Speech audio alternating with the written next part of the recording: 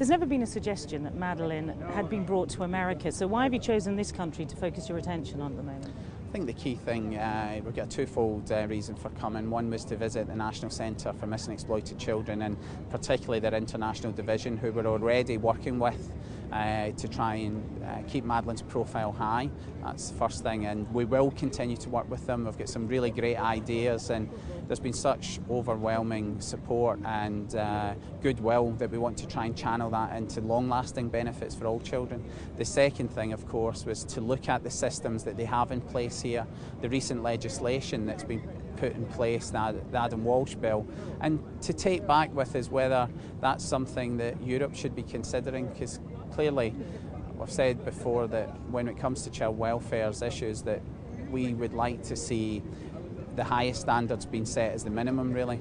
And we know that in the beginning when Madeleine went missing there was, saturation coverage on the media. Are you worried about the publicity diminishing?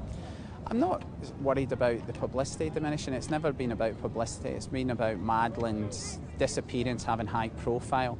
And I don't think she has to be in the news every day or stories in the media every day for people will not forget. And if it just means that there is a reminder from time to time, such as the J.K. Rowling poster for the Harry Potter book, that reminds everyone that, 82 days now, Kate and I are still looking for our daughter, and we won't give up. And there's still, one of the messages from the centre here is that it's still a lot of hope, particularly given the circumstances.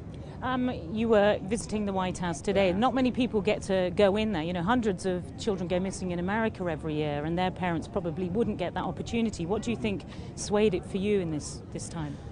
I think the key thing here is that the people involved in child welfare see that we're trying to channel the huge amount of publicity in a positive way to affect change.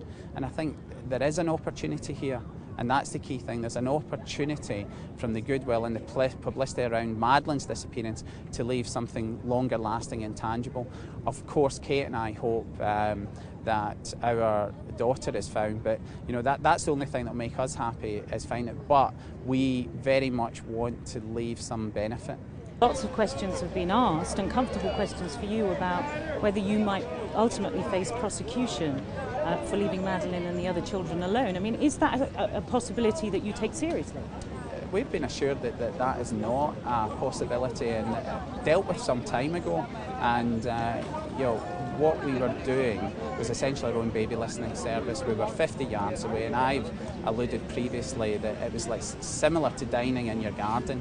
And what we have done legally is well within the bounds of reasonable parenting. And I understand that there's criticism, and we have talked openly about the guilt that we were not there at that minute. But what Kate and I really want to focus on is we want to get our daughter back, but more importantly, the real crime has been committed by the predator who took her. And let's not forget that that's what the real crime is here. And just finally, where from here? Well, we're meeting some more politicians who've been involved in child welfare legislation here, and then I'll be going back to Portugal and touching base with Kate, and we'll be meeting up with Portuguese police again in due course and seeing the key thing is the criminal investigation, and obviously we've got as much information into that as possible, and millions of people are still looking for Madeleine.